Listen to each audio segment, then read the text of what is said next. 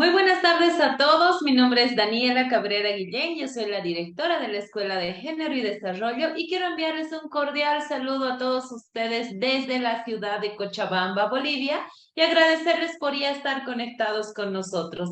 No queremos iniciar sin antes recordarles a todos ustedes que en abril del 2020, con mucho esfuerzo, creamos un espacio virtual llamado Escuela de Género y Desarrollo, con el objetivo de informar y orientar a mujeres y hombres para que estos puedan fortalecer sus conocimientos en temáticas de género, salud y desarrollo integral. Gracias a muchos profesionales con una destacable trayectoria y alto sentido de responsabilidad social, fue posible llegar con este espacio virtual a miles y miles de hogares dentro y fuera de nuestro país. Vimos además con mucha satisfacción que la voz de expertos en diferentes especialidades, quienes de forma desinteresada y voluntaria cada martes comparten sus conocimientos con todos nosotros para informar y orientar a gente que realmente lo necesita. Quiero decirles que con mucha alegría, juntos además hemos llegado al taller número 126, con más de 457,000 participantes de diferentes departamentos de nuestro país, como también del extranjero. Queremos agradecer a todos ellos por confiar en este su espacio. El día de hoy, como todos los días, reafirmamos nuestro compromiso de seguir trabajando con todos ustedes, porque estamos convencidos que con educación Bolivia puede. Muy buenas tardes nuevamente a todos ustedes y hoy iniciamos nuestro taller número 127 de la Escuela de Género, donde vamos a hablar sobre un tema muy importante como es el uso y abuso de corticoides. Quiero agradecer a Samuel Doria Medina por el apoyo que nos brinda para cada uno de los talleres. Lamentablemente no se encuentra conectado en este momento por temas de viaje, así que vamos a esperar que la siguiente ya se pueda conectar. Sin embargo, le enviamos un cordial saludo y un agradecimiento de parte de toda la escuela por el apoyo que nos brinda para la realización de los talleres en este espacio virtual. Ahora sí, déjenme por favor presentarles a nuestro invitado de lujo que tenemos el día de hoy. Él es el doctor Fernando Rengel Claros.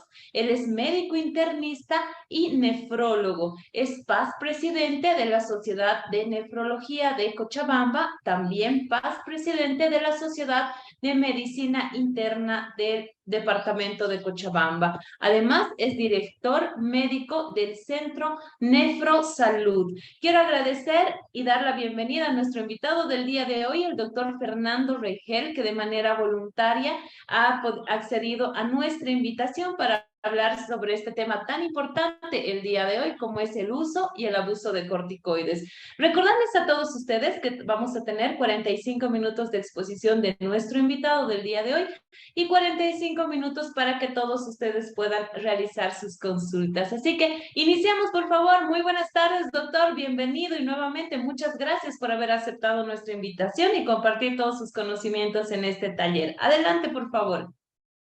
Bueno, Daniela, muchas gracias a la Escuela de Género y Desarrollo, a través tuyo, a todos los organizadores de este taller. Tú me dices cuándo compartir la pantalla y empezar. Yo estoy listo. Perfecto, doctor. Iniciamos, por favor. Al momento que usted guste, podemos compartir ya la pantalla. Ya tiene el acceso para poder hacerlo. Así que adelante, por favor.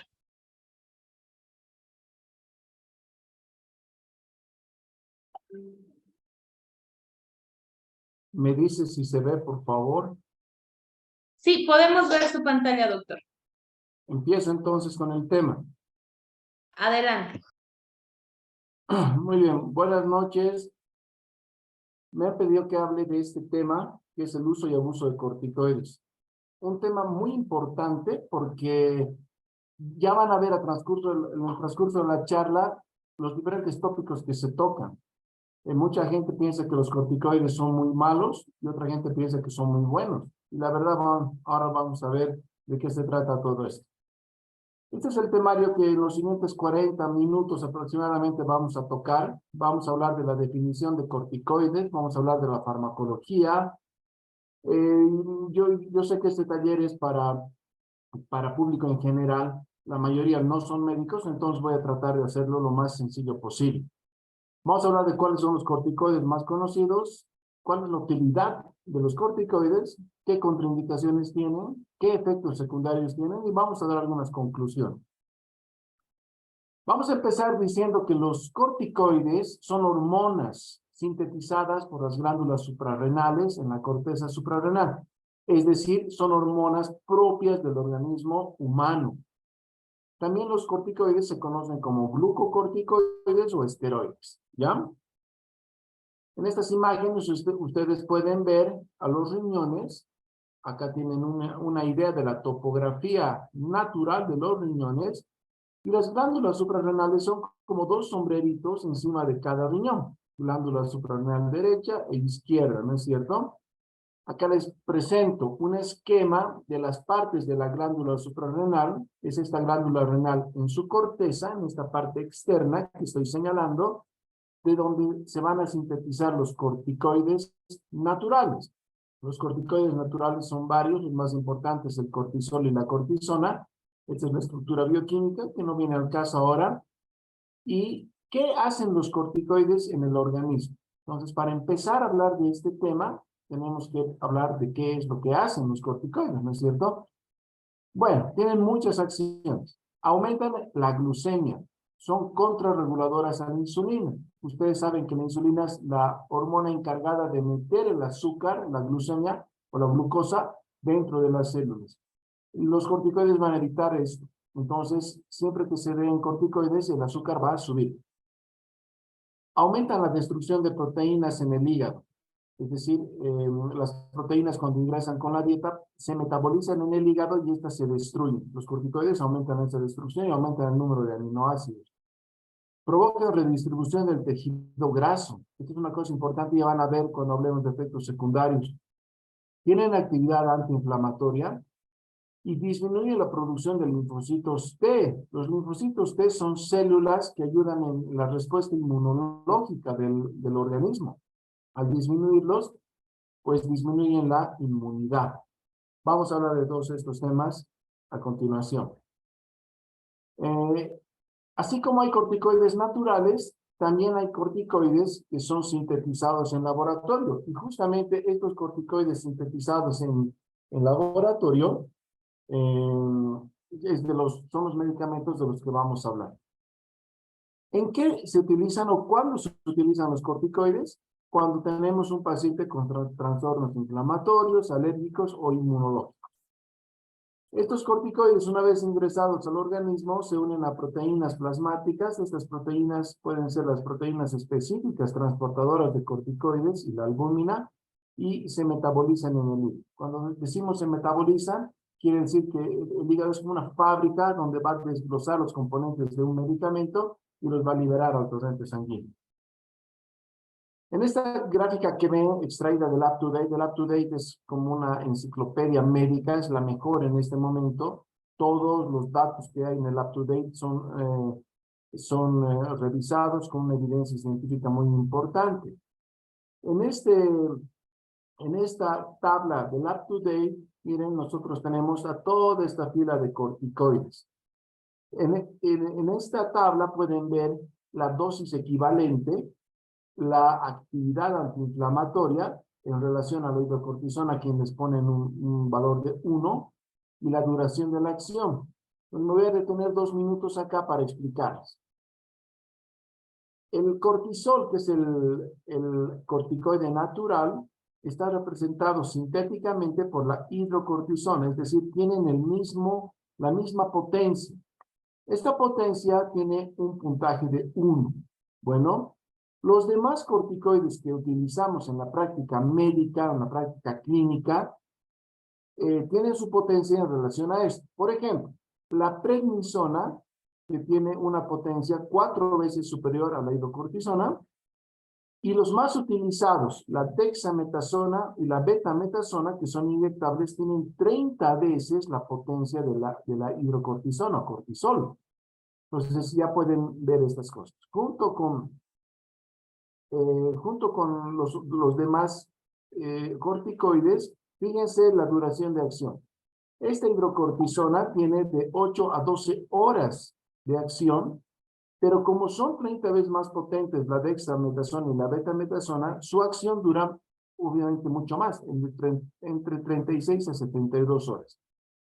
Los corticoides más utilizados en la práctica médica son la prednisona, que es posiblemente el corticoide más utilizado por vía oral en tabletas, la dexametasona, que existe en tabletas y existe en ampollas de uso intravenoso e intramuscular, y la betasona, que existe en ampollas de uso intravenoso e intramuscular.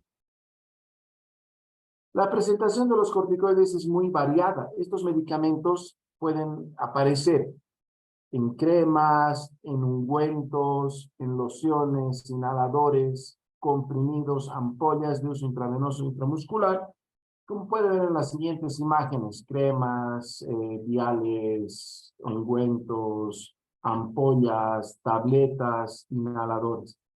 Fíjense que la gama de corticoides que nosotros utilizamos es muy amplia.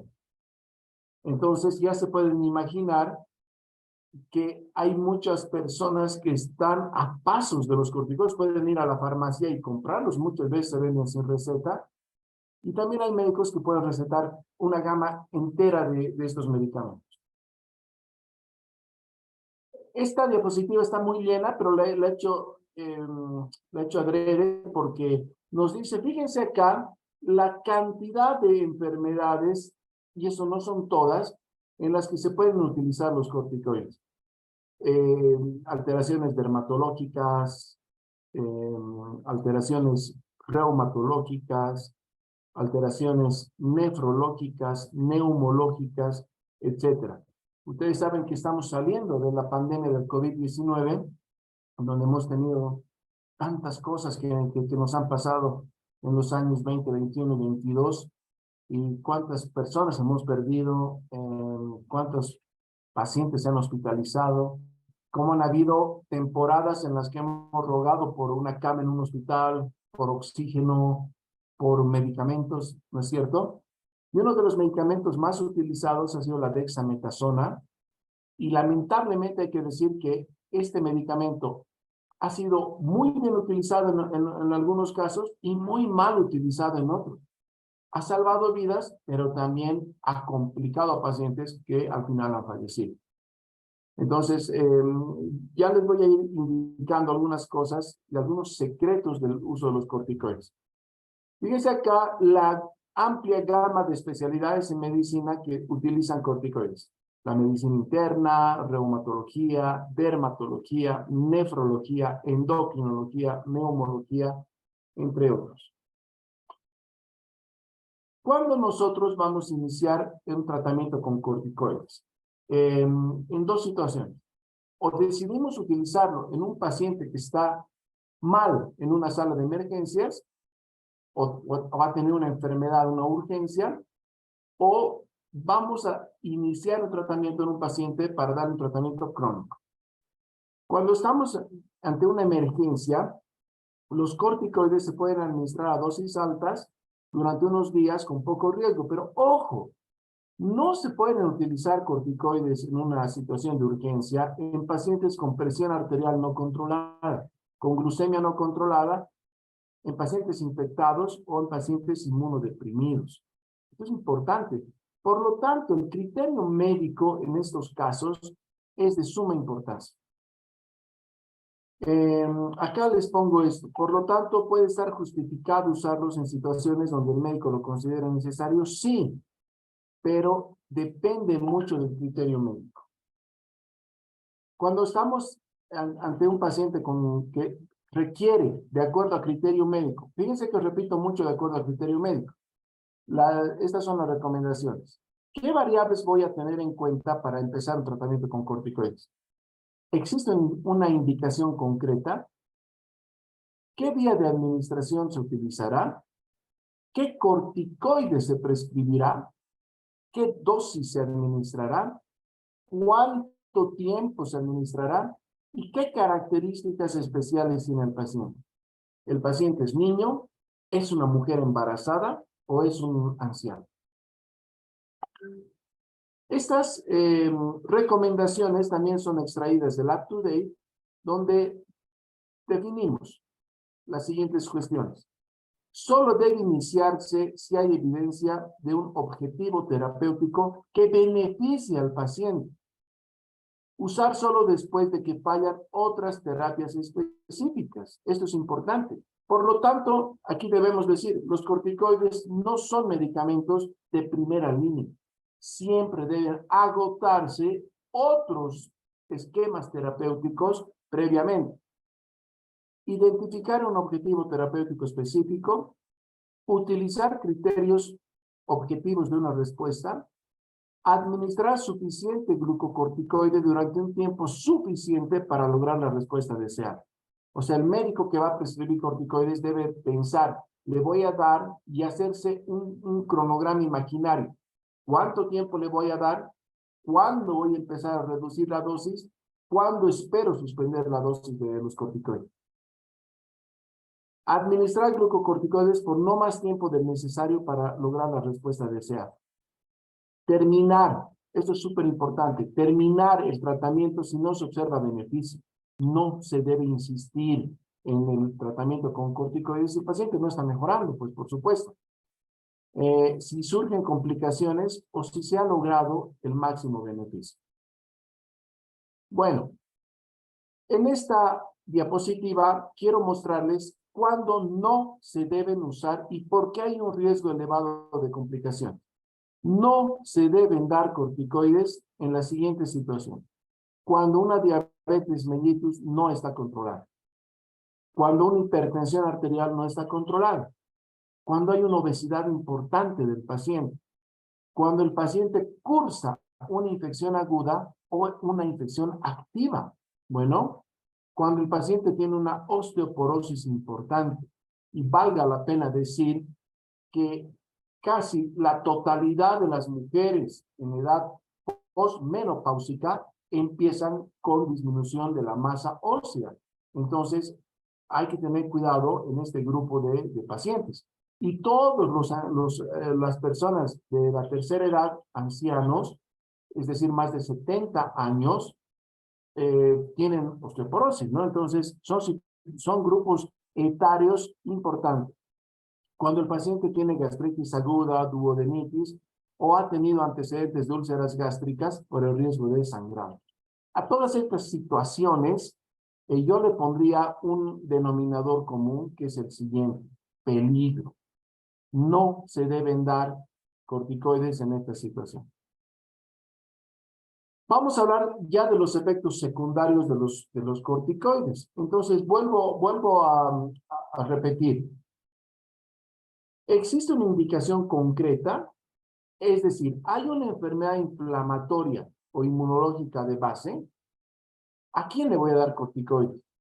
Y vuelvo a recordar la pandemia del COVID-19. En el COVID-19 hubo estudios que demostraron que la dexametasona era beneficiosa y disminuía la mortalidad. Ese fue el punto de estudio, ya el endpoint que le dicen en los estudios. Pero era muy buena la dexametasona después de una semana de haber contraído el COVID y solo si los estudios de laboratorio que buscaban inflamación, interleucina 6, LDH, ferritina, proteína C reactiva, estaban elevados. En esos casos, la indicación de dar dexametasona era muy buena. Pero ¿qué es lo que pasó? Se diagnosticaba con COVID y aún así no tenga síntomas, ¡pam! Dexametasona para todos. ¿Y qué es lo que pasaba al principio? Baja la inmunidad con la dexametasona y proliferaba pues el virus, ¿no es cierto? Y muchos pacientes lamentablemente se han complicado por eso. Entonces había que tener ¿cómo les puedo decir? Una terapéutica muy exquisita para el manejo del COVID. Esta es la pregunta tal vez más importante. ¿Es un médico el que prescribe? ¿Qué quiero decir con esto? Que una persona que no es médico, que no se meta a dar corticoides. Que no se meta. No es que a mí me funcionó la dexametasona o que si tengo un poquito de resfrío me aplico y le voy a recomendar a mi vecina, a mi familiar a mi compañera de curso, etcétera. No, pues no. ¿Existen terapias alternativas para esta enfermedad concretamente? Si existen, utilízalas antes. Ese es el mensaje. Los efectos secundarios de acuerdo a la vía de administración. Por supuesto que los corticoides tópicos son más seguros que los corticoides sistémicos, es verdad, pero cuando la administración cutánea de corticoides, es decir, cremas o ungüentos, es muy prolongada, puede pasar esto que les voy a mostrar en la piel de muchos pacientes.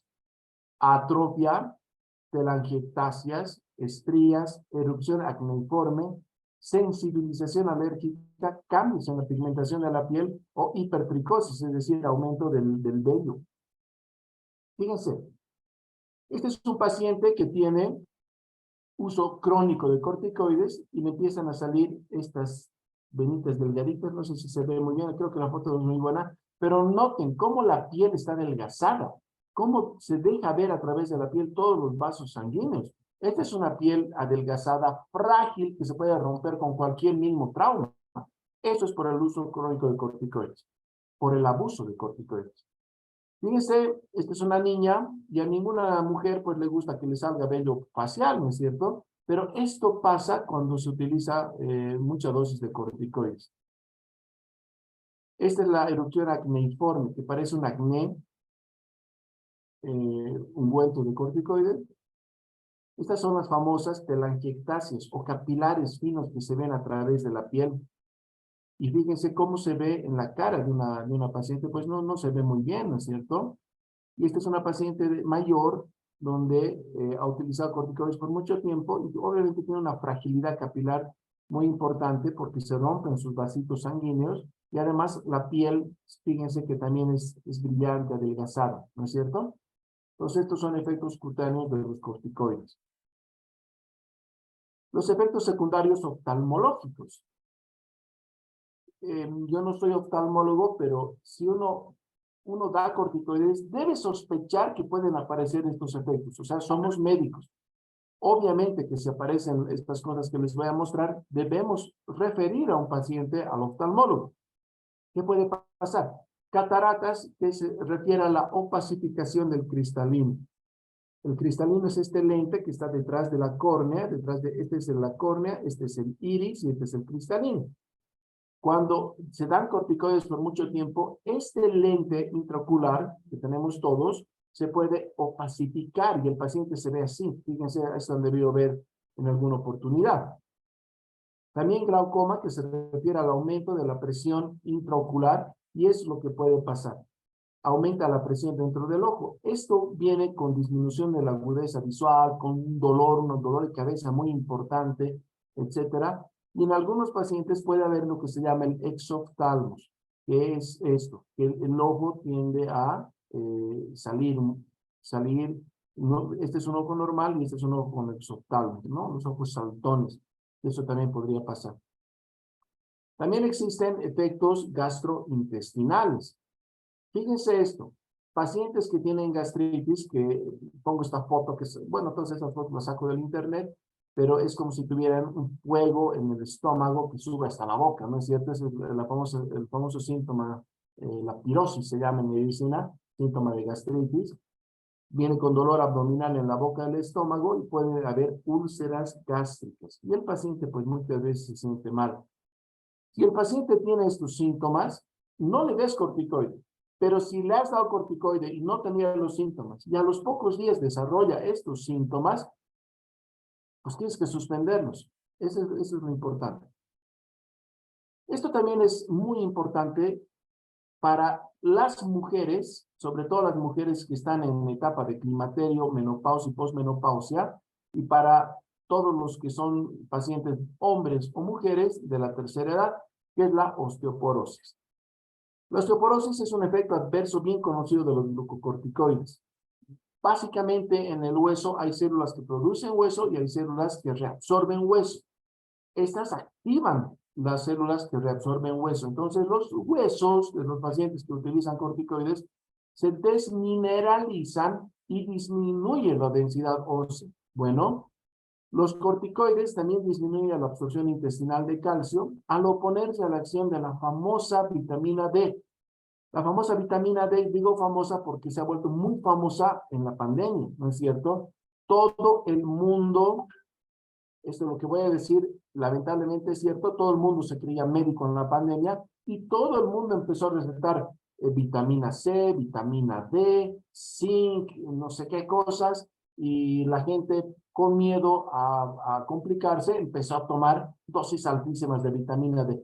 ¿Qué hace la vitamina D? Reabsorbe calcio y fósforo en el intestino humano y los corticoides pueden oponerse a esta acción. Bueno, obviamente con todo esto, si hay preguntas me las hacen al final. Yo sé que hay términos que probablemente no me están entendiendo, pero podemos intentar conversar después.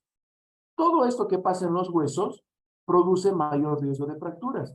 Entonces, paciente que toma corticoides crónicamente tiene huesos más débiles y con un golpe que puede ser sin consecuencias para una persona que no toma corticoides, en esto se puede fracturar. ¿Qué es la osteonecrosis? La osteonecrosis es la muerte de algunos tipos celulares, en este caso del hueso, ¿ya? También se llama necrosis avascular o isquémica del hueso, y esto se da en algunos pacientes. Es una reacción idiosincrática, pero muy importante y muy severa. El paciente empieza a presentar dolor importante en caderas, sobre todo, cadera de un lado o de los dos. Si un paciente empieza a tomar corticoides y empieza a las 2 o 3 semanas a tener un dolor importante, y el médico no sabe que puede pasar esto y le mantiene la dosis de corticoides, podemos ocasionar un grave problema en el paciente. Esa necrosis de la cabeza de los fémures se va a romper, ¿no es cierto? Y también existe la miopatía por corticoides, complicación poco frecuente, pero existe, donde el paciente empieza a presentar una debilidad motora proximal muy fuerte. El paciente tiene sensación de cansancio, no puede moverse, no puede incorporarse, está débil, y esas cosas pasan. Este es un hueso normal. Fíjense, las trabéculas están muy cerquitas, hay pocos espacios entre las trabéculas óseas. Y este es un hueso con osteoporosis. Entonces, fíjense, obviamente la fuerza no la fuerza, sino la resistencia de este hueso es mucho mayor a este, pues no es cierto. Aquí tienen otra imagen donde ven un hueso compacto y aquí un hueso que parece una esponja, ¿no es cierto? Entonces, esto se denomina osteoporosis o en términos médicos disminución de la densidad ósea. Bueno, y acá les pongo una radiografía que he encontrado donde se ven estas cosas que son, el hueso debe verse blanco porque el calcio se ve blanco en rayos X, pero acá se ve negro.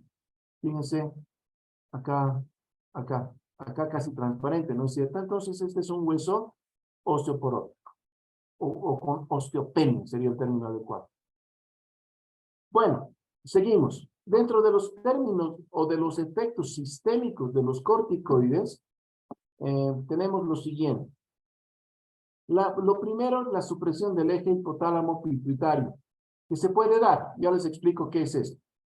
Después de un uso crónico de corticoides de más de 3 o 4 semanas, cuando se usan corticoides de alta potencia, ya saben cuáles son, cuando se aplican en áreas altamente permeables de la piel o hay una barrera cutánea alterada, ¿no es cierto?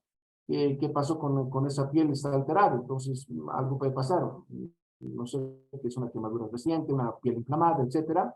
O son pacientes muy jóvenes o ancianos. Entonces, fíjense esto. Este es el corticoide de la corteza suprarrenal o adrenal que les he mostrado al principio de la charla. Cuando el cortisol está elevado, hace un efecto negativo y evita que la glándula pituitaria que está en el cerebro forme la hormona formadora de corticoides y esta en el hipotálamo también. Básicamente es un efecto negativo. Entonces, ¿qué es lo que tenemos? Cuando el cortisol está elevado, evita la formación de esto y esto de esto. Muy bien. Entonces pasan dos cosas. Uno, no se debe administrar corticoides por mucho tiempo, salvo necesidad del paciente. Si nosotros, los médicos, damos corticoides por mucho tiempo, ¿cuánto es mucho tiempo? Más de 2 semanas, yo diría. El paciente va a inhibir la formación de nuevos corticoides. Y eso nos lleva a la siguiente cuestión. Nunca se deben suspender corticoides de manera brusca. Yo siempre me acuerdo de un docente en la Facultad de Medicina que nos decía, el médico que suspenda corticoides de manera brusca debe ir a la cárcel. Así, un poco exagerado, pero así nos lo decía y así nos hizo aprender. Un efecto secundario que pasa cuando suspendemos los corticoides de manera brusca es justamente esto, la insuficiencia suprarrenal. El organismo se ha acostumbrado a esa dosis de corticoides y de pronto le suspende el médico, con mal criterio, obviamente. ¿Y qué pasa? El paciente se pone mal porque no tiene corticoides naturales. Entonces le baja su presión, se pone en mal estado general, tiene debilidad extrema, náuseas, vómitos, deshidratación, y es un paciente que puede tornarse crítico. Por otro lado, ahora vamos a hablar de lo contrario. Cuando mantenemos corticoide por mucho tiempo, puede haber lo que se llama el síndrome de Cushing iatrogénico, así se llama. Este paciente empezará con aumento excesivo de la piel, del apetito, empieza a comer mucho, la presión arterial se le eleva, el paciente tiene la cara de luna llena, como en esta fotografía, fíjense, se pone así bien redondita.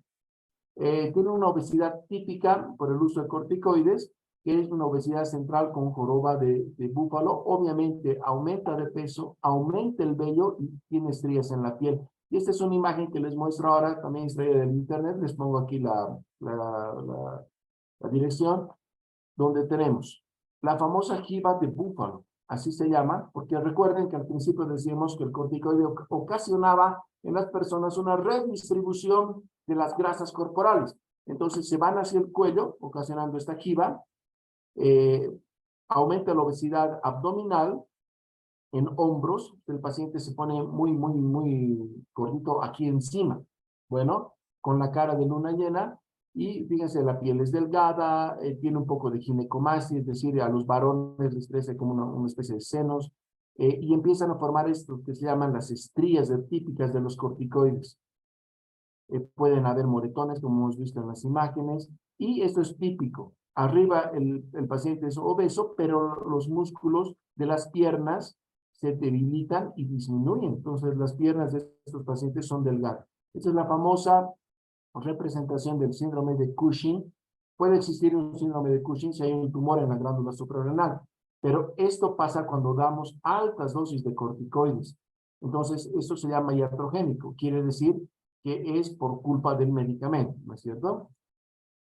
Muy bien. También existen otros efectos cardiovasculares y metabólicos, como el aumento de la presión arterial, retención de líquidos, arritmias cardíacas. Fíjense esto, esta es la famosa fibrilación auricular cuando los latidos son irregulares. Este espacio definitivamente no es igual a este no es igual a este. Esto es totalmente irregular. Puede haber enfermedad aterosclerótica, y esto es peligroso porque el paciente podría presentar un infarto agudo de miocardio o un accidente cerebrovascular.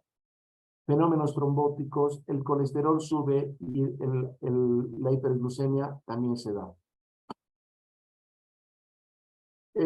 Esto ya para ir en la recta final de esta charla, porque sé que es mucha información y sé que va a causar mucha controversia posiblemente en muchas personas que están viendo esta charla, pero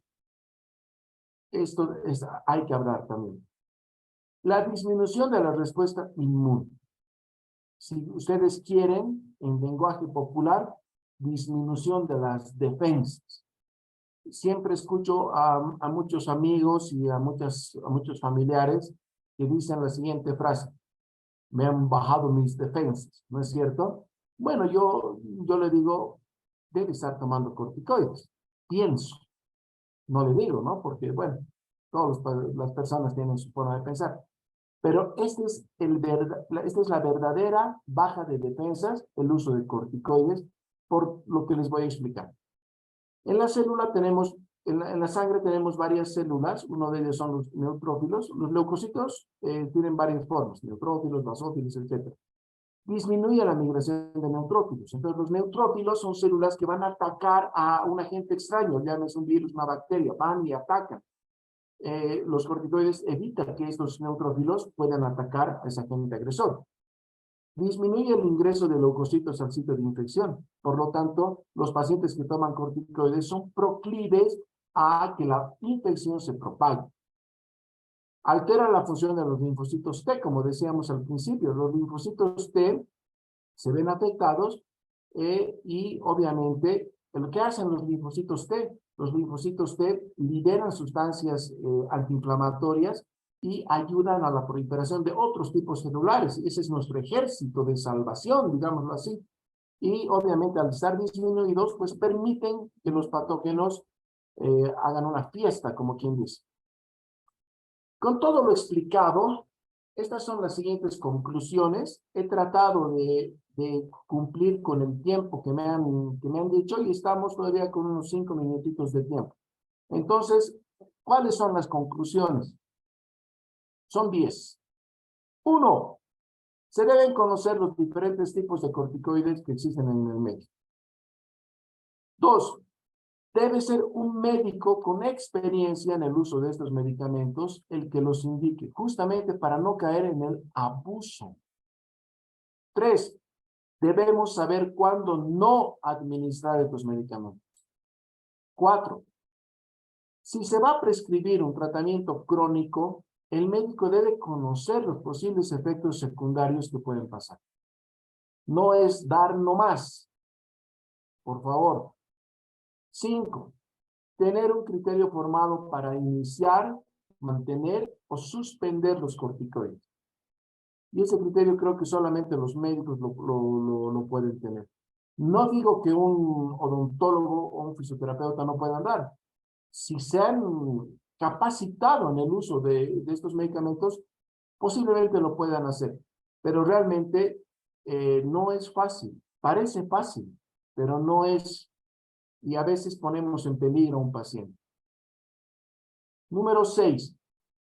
Nunca suspender de golpe un tratamiento con corticoides porque podemos provocar una insuficiencia suprarrenal. Ya les he dicho que es lo que tiene el paciente. Entonces, en ese caso, el paciente se va a poner muy mal. Ya me ha tocado ver este tipo de pacientes. Le digo, ¿qué tomabas? Tomaba prednisona. ¿Cuánto? 2 tabletas de 20, son 40 miligramos, es una dosis alta. ¿Y qué ha pasado? Mi médico ya no me dijo que tome y ya no tomo. Ah, bueno, ¿y cuánto lo tomas? 2 semanas. ¿Y cuánto tiempo tomaste? 6 meses. Suspensión brusca. Y ahora estás mal, ¿no es cierto? Bueno, 7. La reducción de la dosis debe ser lenta y progresiva. Hay esquemas de descenso de dosis de corticoides. Y esto obviamente también hay diferentes esquemas que los médicos saben. O sea, nosotros debemos decir, doctor, estoy tomando 1 mes de prednisona. No puedo suspender los corticoides bruscamente. ¿Entendés? ¿Cuál es su esquema? El médico le dirá, evidentemente, debe suspenderlo de a poco. Bueno. 8. No aumentar la dosis en casos de efectos secundarios, tipo síndrome de Cushing. Ya acuérdense de la foto que les he mostrado. Y si eso pasa, más bien debemos disminuir la dosis del corticoide. 9.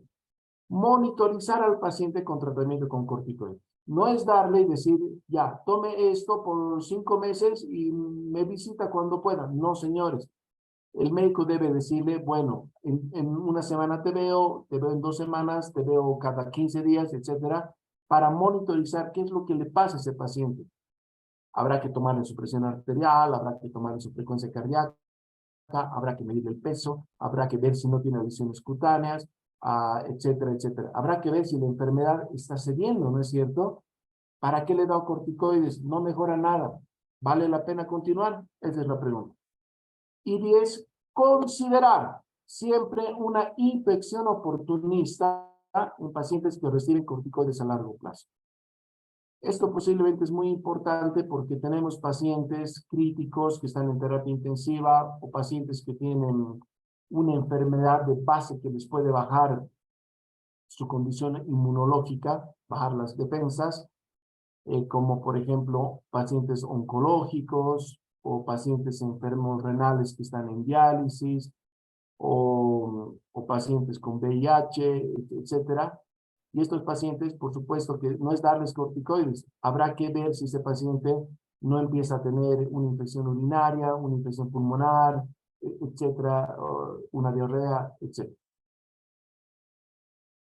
Espero haber cumplido con las expectativas de esta charla.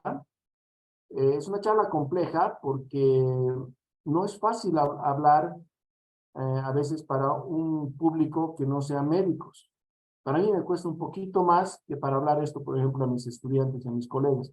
Sin embargo, espero que hayan entendido. Estoy presto a responder a sus inquietudes. Muchas gracias. Voy a dejar de compartir.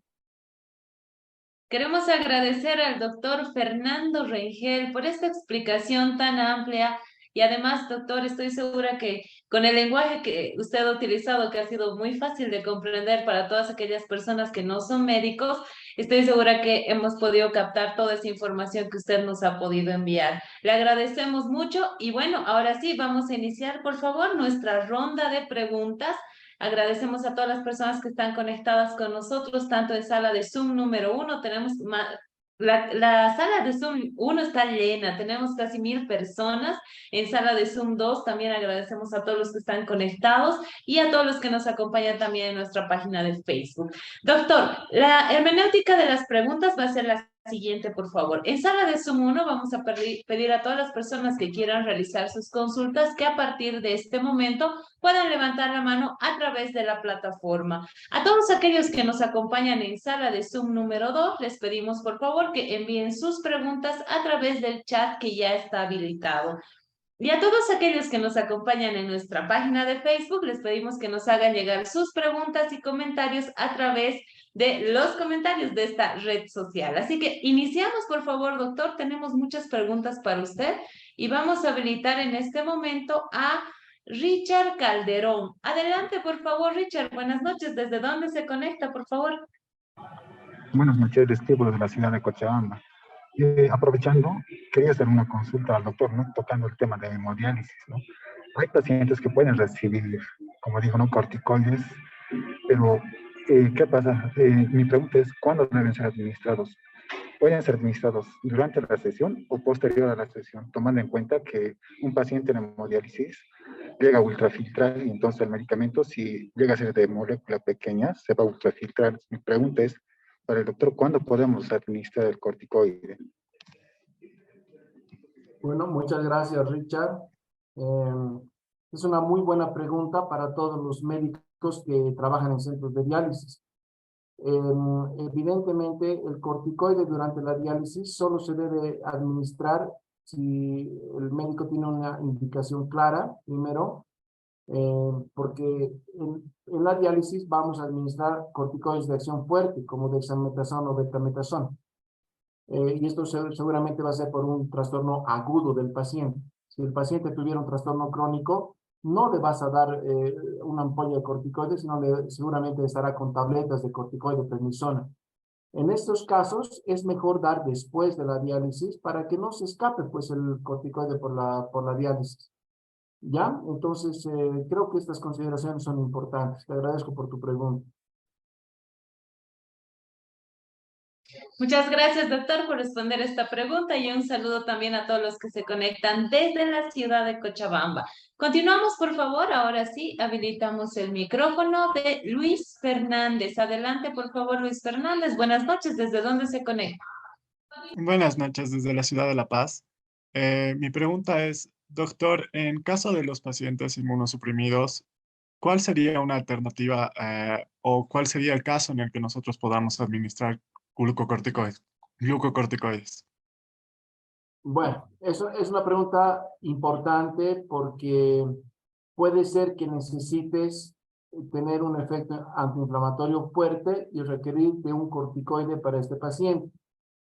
Pero si este paciente ya es inmunodeprimido, valga decir que es un paciente oncológico, es un paciente con una enfermedad autoinmune de base, es un paciente que es gastrectomizado, no tiene estómago, es un paciente con VIH o es un paciente, etcétera, Estos pacientes hay que ver el riesgo-beneficio. Yo pondría así. Si el paciente tiene posibilidad de infectarse con algún germen raro, yo no le daría corticoides. Es que hay que poner en la balanza. Si el paciente está cubierto, puede ser que esté ingresado por una neumonía, por ejemplo, pero él ya está recibiendo tratamiento antibiótico y tiene un dolor muy importante y no puede recibir un antiinflamatorio no esteroideo, bueno, entonces sí se le puede dar un poco de corticoide. Yo creo que todo esto de poner en la balanza riesgo-beneficio va mucho de la mano del criterio médico. Entonces, cada paciente es diferente y cada paciente debe ser estudiado y analizado por separado. Eso es lo que yo le podría responder. Muchas gracias, doctor, y un saludo también a todos los que nos acompañan desde la ciudad de La Paz. Continuamos, por favor. Habilitamos ahora el micrófono de Víctor Hugo Torres Ríos. Adelante, por favor, Víctor Hugo. Buenas noches. ¿Desde dónde se conecta, por favor? Primeramente, muy buenas noches. Me conecto desde el pueblo de Bermejo, del departamento de Tarija. La pregunta siguiente es, en caso de los pacientes diabéticos que se les prohíbe, digamos, los corticoides, porque prácticamente este tipo de medicamentos hacen subir el azúcar. Ahora, en caso que el paciente presente un cuadro ya de neumonía o proneumonía, ¿se podría administrar corticoides, tanto como la dexametasona o la betametasona? Gracias. Sí se puede utilizar corticoides en los pacientes diabéticos. No hemos dicho que no se puede, hemos dicho que no se deben utilizar corticoides en pacientes con la glucemia elevada. Si el paciente diabético tiene su azúcar bien controlada con la medicación de su médico, entonces sí puede recibir corticoides. Entonces, mucho depende también de la evaluación de ese paciente y de la necesidad imperiosa.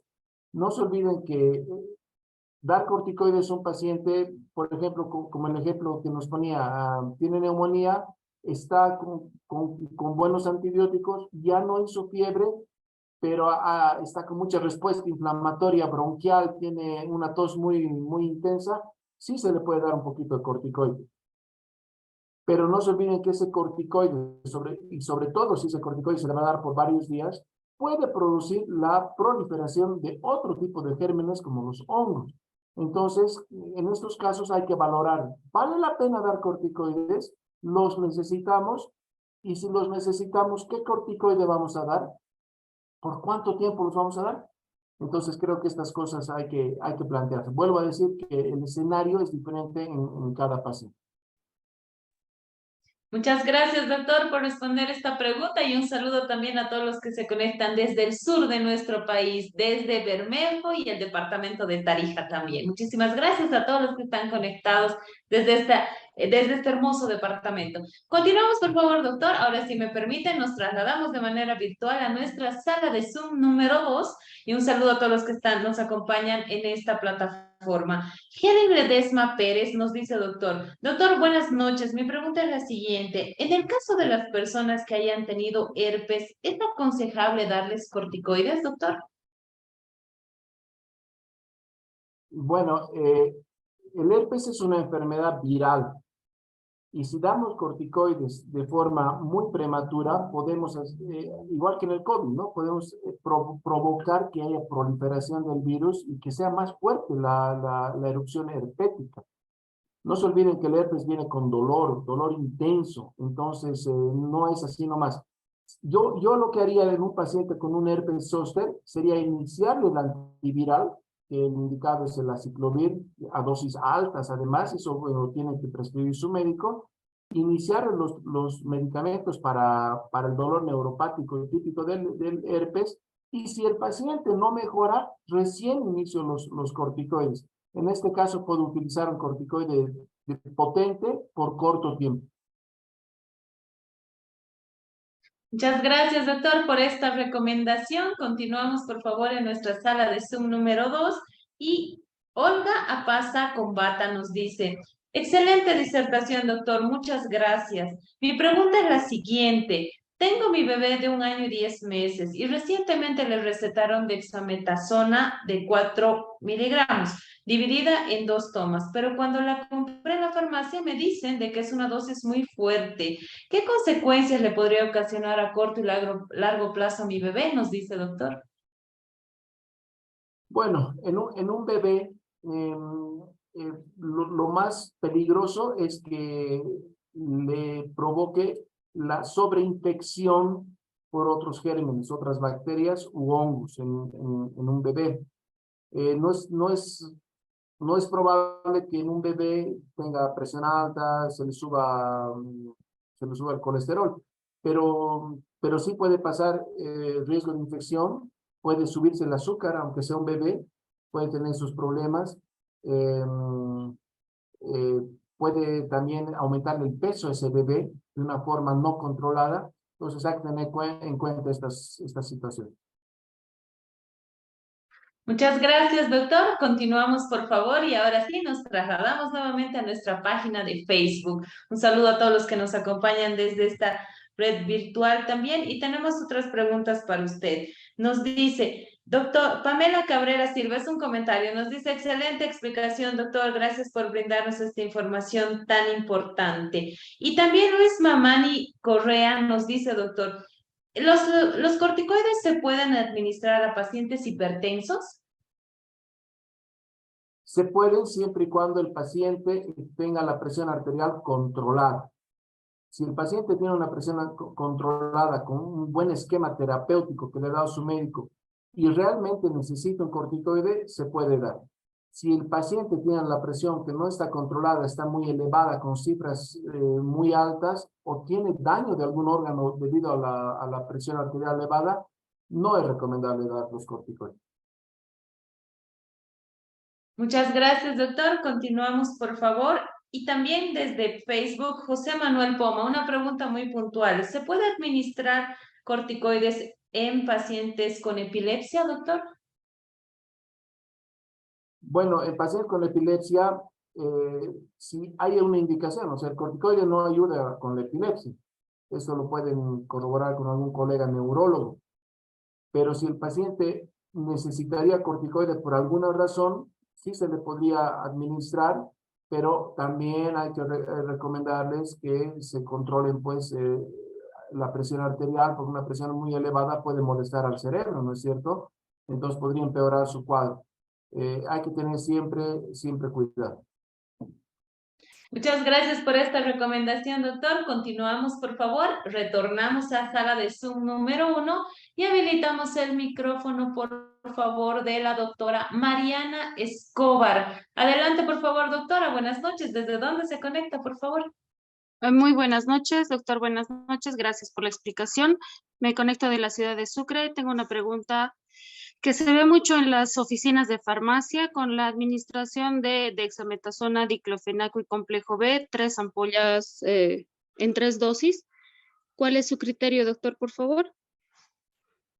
Bueno, mi criterio es que eso no debe hacerse, porque el corticoide no es vitamina. Eso es muy importante que nosotros entendamos. El corticoide, sobre todo el corticoide que se va a poner por vía intramuscular, no es que va a tener una acción de unos minutos u horas. Ese corticoide que se aplica por vía intramuscular se va a depositar y va a ir liberándose al torrente sanguíneo de a poco. Entonces, ese paciente va a tener su dexametasona o su betametasona por varios días y le puede bajar pues sus defensas, ¿no? En este caso hemos dicho que sí sería una verdadera baja de defensas y posiblemente el cuadro infeccioso se pueda agravar. No se olviden que la recomendación de muchos hacen esta asociación de complejo B y demás por dos motivos principalmente, por un dolor de garganta muy intenso o por un dolor lumbar muy intenso. Y muchas veces el dolor lumbar, yo he visto casos, era una infección urinaria. Entonces, escucha, peor pues con el corticoide. Y muchas veces era una faringitis bacteriana y obviamente peor. Entonces, creo que no, creo que eso no se debe hacer.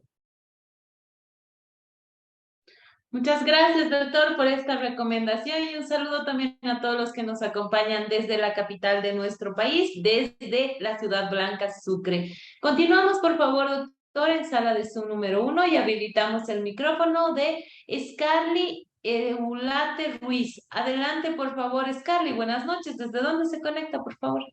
Buenas noches, doctor Fernando. Quería agradecerle por la información. Lo que pasa es que yo tengo diagnosticada la artritis reumatoide y he pasado por muchos reumatólogos y siempre me han recetado corticoides, uno más fuerte que otros. Yo le hablo ya 4 años desde que empecé con los corticoides. Un año sufrí mucho, estuve todos los síntomas que usted dijo, se me hinchó la cara, retención de líquido, hipertensión, hasta que lo dejé los corticoides por propia cuenta. Sin decirle al reumatólogo, yo lo dejé porque vi que me hacía más daño que bien, donde opté por tratamientos, por ejemplo, apiterapia, acupuntura, que ha sido decisión mía, ¿no es cierto? Porque vi que los corticoides no me hacían nada bien. Si hubiera escuchado la información que he escuchado ahora de usted, pues yo creo que me haya ayudado para no cometer muchas cosas que no debía hacer por mi propia cuenta. Agradecerle, doctor, muchas gracias por la información, gracias a todos. Bueno, muchas gracias al público por estar acá. Es más importante para el médico que poder llegar a los oídos de las personas. Entonces, si estas charlas son de utilidad, pues el agradecido soy yo. Evidentemente, cada médico debe prescribir una dosis de corticoide. Se utiliza mucho en la artritis, es uno de los pilares del tratamiento, pero la dosis al principio siempre es alta, pero debe ir bajándose de a poco. Vuelvo a decir que cada médico y en cada caso, en este caso especial de la artritis, tiene otras opciones terapéuticas, corticoides, pero le puede poner antimetabolitos, metotrexato, leflunomida, etc. Eso hacen los reumatólogos justamente con la finalidad de disminuir la dosis de corticoides. Es toda una terapéutica que se puede hacer y obviamente pues deben consultar a su médico todas las personas que toman corticoides. Muchas gracias, doctor, y agradecemos las palabras de cada uno de ustedes que nos motivan a seguir adelante y sobre todo agradecer a nuestros expositores de cada uno de los talleres que, como el doctor Fernando Rengel, se toman un tiempo para poder ayudar a personas que realmente lo necesitan. Y con este tipo de mensajes, doctor, nos damos cuenta de que estamos llegando a diferentes lugares de nuestro país y estoy segura que a diferentes partes del mundo también para informar y así la gente también pueda cuidarse y mejorar su salud. Así que le agradecemos mucho y continuamos, por favor. Tenemos muchas preguntas todavía para usted. Vamos a habilitar el micrófono de Roberto Carlos Unzueta. Adelante, por favor, Roberto Carlos. Buenas noches. ¿Desde dónde se conecta, por favor? Muy buenas noches, saludos desde Cochabamba. Excelente presentación, Ferchito, siempre aportando con tus conocimientos.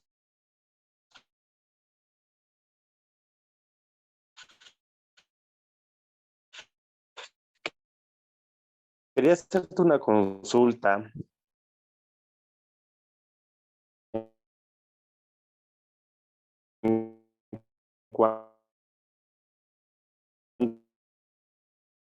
Bueno, estamos con algunos problemas de señal, al parecer, con Roberto Carlos Unzueta.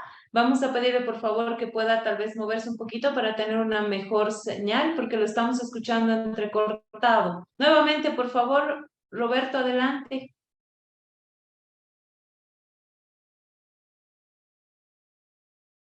No se escucha.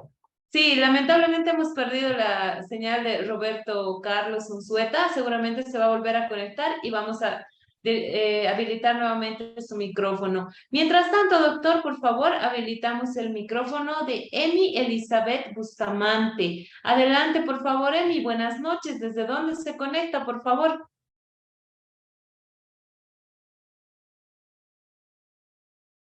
Nuevamente, por favor, Emi Elizabeth Bustamante.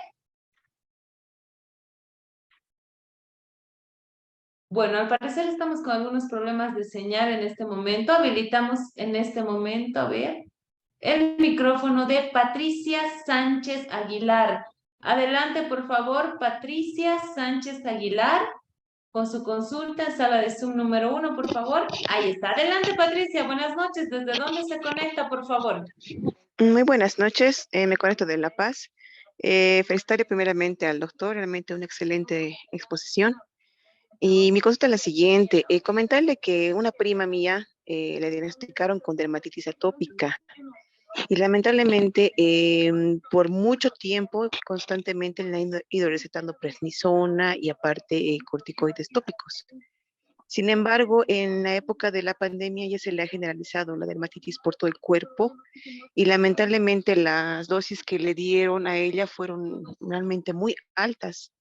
Incluso, bueno, ella consultó con un inmunoalergólogo y él le diagnosticó lupus. Lamentablemente, como le comento, las dosis eran bastante altas de prednisona que le dieron y concomitantemente aparte le dieron para que se coloque en la piel tacrolimus. Fue tal la intoxicación, porque para mí fue que se intoxicó, que lamentablemente, aparte de darle Cushing, le dio Addison. O sea, lamentablemente, después de todo el tratamiento que le siguió, sí tuvo este problema de la insuficiencia suprarrenal y sus niveles de cortisol pues, prácticamente eran pues bajísimos. Y bueno, tuvo que consultar con un endocrinólogo y él le recetó hidrocortisona para que pueda obviamente nivelar este problema que tenía. Pero era el tema también de la dermatitis, era el tema de la insuficiencia y lamentablemente ella estaba tanto con Cushing como con Addison. Y quisiera saber, doctor, en este caso, ¿en cuánto tiempo el cuerpo de ella podría desintoxicarse o realmente ha sido tal vez una recontra que me haga cargo como que un boom de corticoides para ella? Y aparte de eso, toda su piel se le ha estriado y no sé si eso tal vez tiene algún tipo de reversión o un tratamiento. No sé, doctor, quisiera por favor su, su ayuda. Sí, claro, claro, muy buenas noches. Bueno, hay que aclarar que el Cushing y el Addison son totalmente opuestos. El Cushing se da lo que hemos visto, aumento de la obesidad, joroba de búfalo, aumento de la obesidad en hombros, hipertensión arterial, estrías cutáneas, etcétera. Eso se da cuando la dosis de corticoides es muy alta. Y por otro lado, el Addison, que es todo lo contrario, se da cuando hay suspensión brusca de corticoides. Me imagino que lo que pasó con esta señora es que le dieron una dosis alta de corticoides, desarrolló un Cushing iatrogénico que hemos hablado y después suspendieron bruscamente, seguramente por los efectos secundarios del Cushing. Y ahí, obviamente, pues los corticoides naturales ya no habían y se presentó el Addison.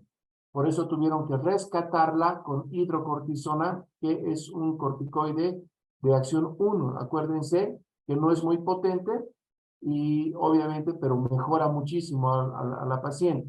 Entonces, para nivelarla utilizaron hidrocortisona.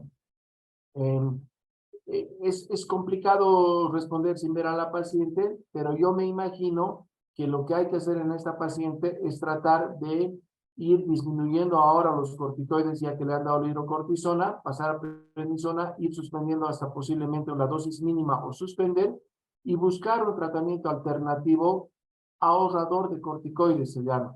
Por eso hay que evaluarla bien a la paciente. Bueno, entonces es una cuestión de un manejo médico bien importante. Muchas gracias, doctor, por responder esta pregunta que nos llega desde la ciudad de La Paz. Muchas gracias a todos los que están conectados desde esta hermosa ciudad. Doctor, ahora si me permiten, nuevamente nos trasladamos hasta nuestra sala de Zoom número 2, donde Alejandra Aguilera nos dice, buenas noches, doctor, ¿qué pasa con los pacientes asmáticos que siempre tienen que estar recibiendo corticoides? ¿Cuál sería su recomendación, doctor? Bueno, entre comillas, yo tengo asma bronquial también. Sufro mucho en los meses de invierno porque se me desencadena el asma y es un problema. Evidentemente, los pacientes asmáticos necesitamos de broncodilatadores y muchos broncodilatadores vienen asociados a corticoides, ¿ya? Por un lado, hay que decir que la absorción de corticoides por vía inhalatoria, que entra directamente a los bronquios, se puede dar, pero la dosis es pequeñita. Entonces, la afectación sistémica no es tan grande como dar por boca o por vía intravenosa. Pero si uno utiliza por mucho tiempo, claro que sí, puede ocasionar los problemas crónicos del uso de corticoides.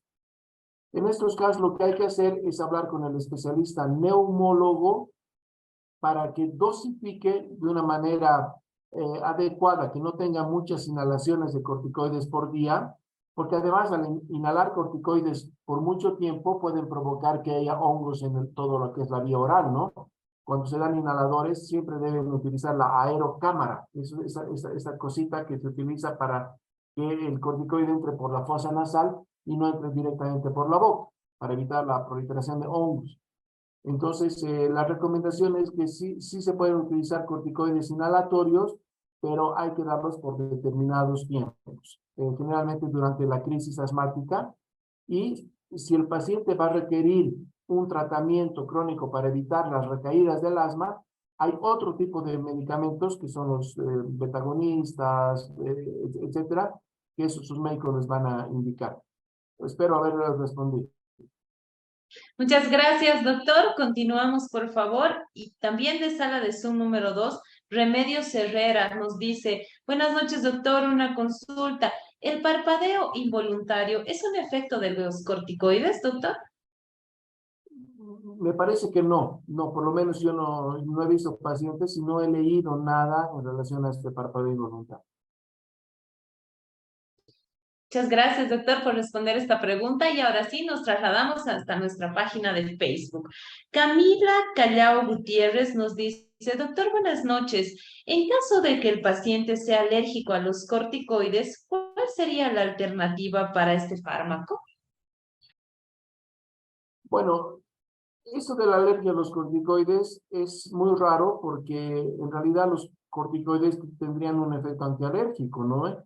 Pero existe la alergia a los corticoides y en estos casos pues no hay que darlos, obviamente, no hay que dar los corticoides y la alternativa pues podrían ser los antihistamínicos, si es un problema de una alergia de vía respiratoria o cutánea. Podrían ser los antihistamínicos o los antiinflamatorios si este paciente podría tomar. Muchas gracias, doctor, por esta recomendación. A tomar en cuenta, por favor, las recomendaciones de nuestro invitado del día de hoy, el doctor Fernando Rengel. Doctor, también desde nuestra página de Facebook, Jackie Zárate nos dice, doctor, buenas noches. Respecto a las contraindicaciones, ¿de qué punto de corte del IMC se considera como obesidad importante? ¿O desde qué porcentaje de grasa corporal, nos dice, doctor? Bueno, el IMC es el índice de masa corporal. El índice de masa corporal normal es de 20 a 25, sobrepeso de 25 a 30, ya se considera obesidad cuando está por encima de 30. Entonces, creo que cuando el paciente tiene un índice de masa corporal mayor a 30, es que hay que tener más cuidado en el uso de los corticoides. En estos casos, yo solo los daría si está indicado, pocos días y a dosis que no sean muy altas. Muchas gracias, doctor. Continuamos, por favor. También desde nuestra página de Facebook, Oti Galvez nos dice, buenas noches, doctor. Felicitaciones por los excelentes aportes, nos dice. Le consulto, ¿qué cuidado debe tener los trasplantados renales con los corticoides? Bueno, la población de trasplantados renales es muy lábil, son pacientes muy delicados, que si el trasplante fue bien, que eso pasa afortunadamente en la mayoría de los casos, el paciente recibe al principio del trasplante dosis altísimas de corticoides.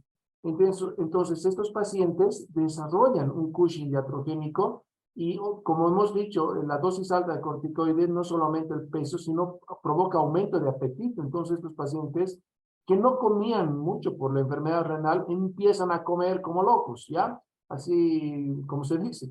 Y empiezan a comer tanto que aumentan mucho de peso. Entonces hay que tener mucho cuidado con la alimentación en los pacientes trasplantados.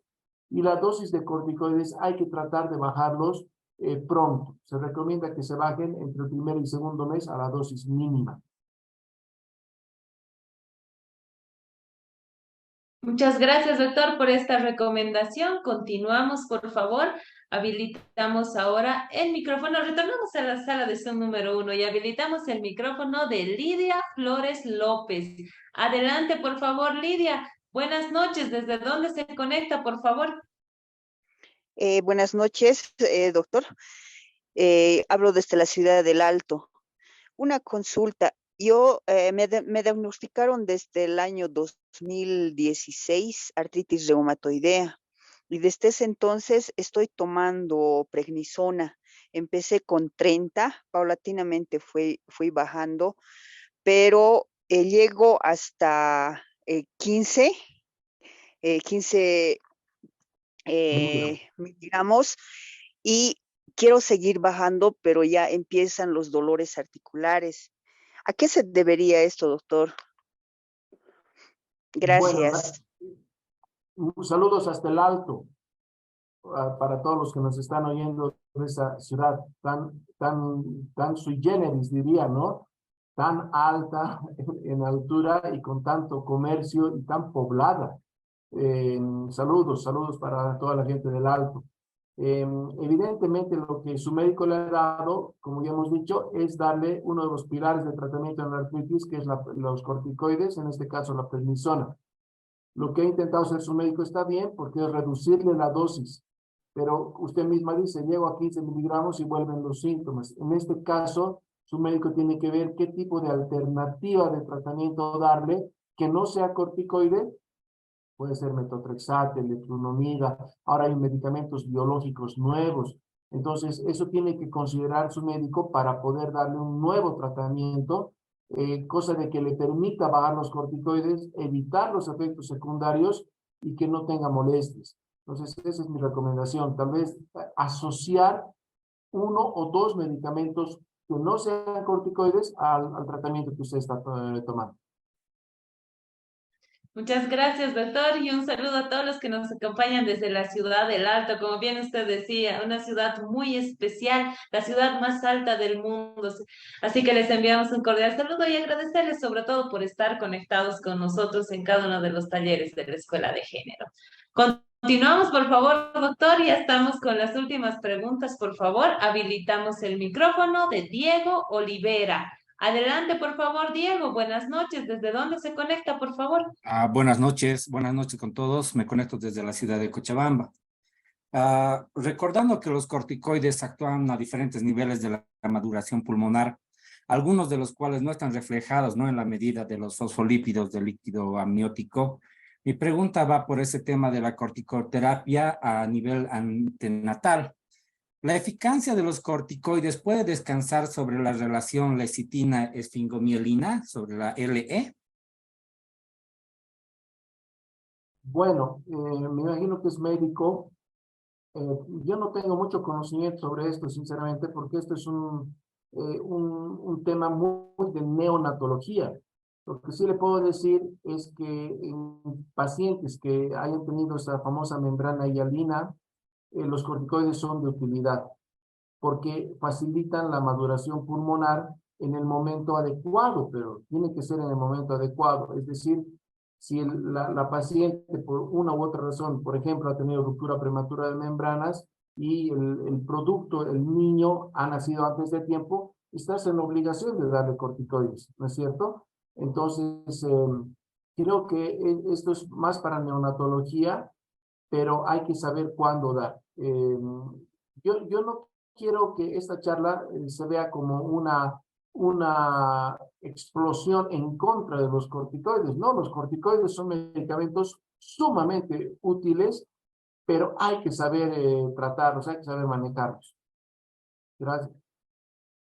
Muchas gracias, doctor, y un saludo también a todos los que se conectan desde la yacta, desde acá, desde Cochabamba, desde la tierra de la gastronomía boliviana. Así que un saludo a todos los que nos acompañan también. Continuamos, por favor, doctor. Vamos a habilitar en sala 1 el micrófono de Edelmira Silvia Ayala. Adelante, por favor, Edelmira Silvia Ayala. Adelante con su consulta, por favor. Nuevamente, por favor, Edelmira Silvia Ayala. Bueno, al parecer Edelmira está con algunos problemas, doctor. Vamos a continuar, por favor. Y queremos enviar también un saludo a gente que se conecta desde Potosí y gente que nos manda saluditos también desde el Paraguay. Un saludo a todos ellos y muchas gracias por confiar en este su espacio. Continuamos, por favor. Habilitamos el micrófono de Zulma Ortiz. Adelante, por favor, Zulma. Buenas noches. ¿Desde dónde se conecta, por favor?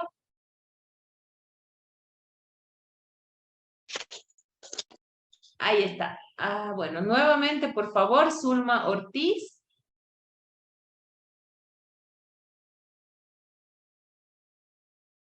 Adelante, por favor, Zulma Ortiz. Sí. Ahora sí, adelante. Sí. Buenas noches. ¿Desde dónde se conecta, por favor? Desde Paraguay. Desde Paraguay quería hacerle una pregunta al doctor. Tengo nietitos que están usando corticoides.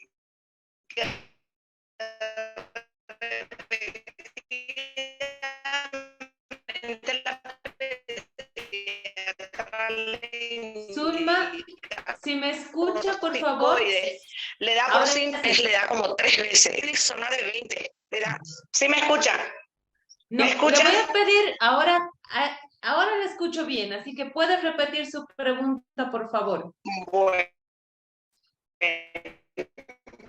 Primeramente, soy Paraguay, el doctor Diente. Tengo nietos que repetidamente tienen cuadro respiratorio.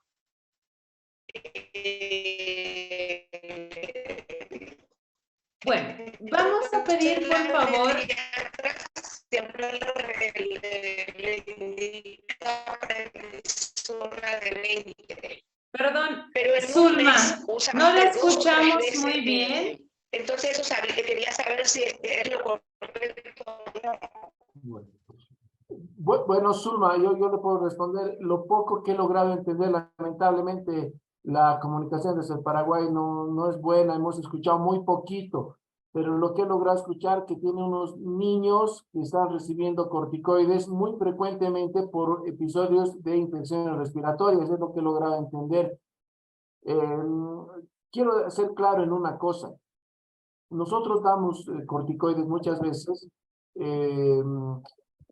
pero sabemos que los corticoides pueden aliviar un cuadro muy rápido porque el efecto antiinflamatorio es potente. Entonces, muchas veces decimos, bueno, que salga de una vez y le ponemos corticoides, pero a veces innecesariamente. Entonces, yo recomendaría que no se le dé cada vez que tenga una infección respiratoria, se le dé corticoides a esos niños, porque a la larga van a tener problemas, tanto en el desarrollo como en el crecimiento, ¿no? Entonces, creo que no vale la pena dar tanto corticoides. Una vez, si es necesario, y si el paciente, el niño, no ha mejorado con el tratamiento que le ha dado el pediatra, ya sea antibiótico o antiinflamatorio, y no ha mejorado, bueno, pues puede rescatar un poquito el corticoide, pero hacerlo cada vez creo que no es bueno. Muchas gracias, doctor. Un saludo a Zulma, que nos acompaña desde el Paraguay. Lamentablemente no tenemos muy buena conexión, sin embargo le agradecemos por ser parte de esta plataforma virtual. Saludos a mucha gente que se conecta desde diferentes países, saludos a México que nos escriben, desde Uruguay también y desde Buenos Aires. Muchísimas gracias a todos los que nos están mandando saluditos también a través de nuestro chat que está habilitado. Vamos con las últimas 2 preguntas, doctor. Lamentablemente estamos llegando al final de nuestro taller. Vamos a habilitar, por favor, en este momento el micrófono de Rolando Quiroz. Adelante, por favor, Rolando. Buenas noches. ¿Desde dónde se conecta, por favor? Buenas noches. ¿Se me escucha? Sí, lo escuchamos. Adelante. Buenas noches a todos. Buenas noches, igual, doctor. Desde La Paz, ¿no? La Paz, Bolivia. Felicitaciones, ¿no? Por esta iniciativa, ¿no? De la Escuela de Género y Desarrollo y también al doctor, ¿no? La información es muy útil, ¿no? Tanto para pacientes como para personal de salud. Mi consulta va orientada más a la práctica clínica, ¿no? En el área de nefrología, ¿no? Se toca mucho esto de las enfermedades autoinmunes, en este contexto de la reumatología. El uso de corticoides ha variado, ¿no? Con el tiempo, incluso últimamente se ha visto que menos es más. Y quería preguntarle, ¿no? ¿Qué considera o cuál es su consideración, perdón, en relación a los pulsos de corticoides? Ya estas dosis que se han disminuido, ¿no? Que iban desde el gramo antiguamente, ¿no? Y ahora que hay varios estudios donde se disminuyeron ya las dosis de pulsos de corticoides. Sí, es una muy buena pregunta. Existen enfermedades que provocan serios daños en los órganos. Un ejemplo de estos son las vasculitis, que nosotros vemos tanto en reumatología como en nefrología, y que provocan pues un daño muy fuerte en algunos pacientes. Y muchos pacientes llegan a crisis por estos cuadros. Entonces, en estos casos hay que darles corticoides a dosis altas. Existe un medicamento, un corticoide que se llama metilprednisolona. Bueno, entonces, antes, como decía, me imagino que es médico el colega, se daban corticoides a dosis muy altas, entre 1 a veces hasta 2 gramos por día. Y realmente se ha visto que más allá del efecto tope que podían tener los corticoides, habían efectos secundarios. Entonces, ahora hay varios estudios que demuestran que la dosis de los pulsos de corticoides se deben dar más o menos entre 500 a 1 gramo. Si el cuadro no es muy severo, se dan 3 días de pulsos de 500 miligramos de metilprednisolona, que tiene eficacia 1, igual que la hidrocortisona, por 3 días, y luego se baja a prednisona, ¿ya? En estos casos sí es importante utilizarlos porque hay que tratar de salvar esos órganos, ¿no? En este caso el riñón. Y sí estoy de acuerdo en que la dosis ha bajado, ya no es la recomendación de dosis tan altas, sino un poco de dosis más bajas. Muchas gracias, doctor. Continuamos, por favor. Y un saludo también a todos los que se conectan desde la ciudad de La Paz. Muchísimas gracias por haber respondido, doctor, esta pregunta. Y vamos con la última pregunta. Ahora sí, habilitamos el micrófono de Elsa Saldívar.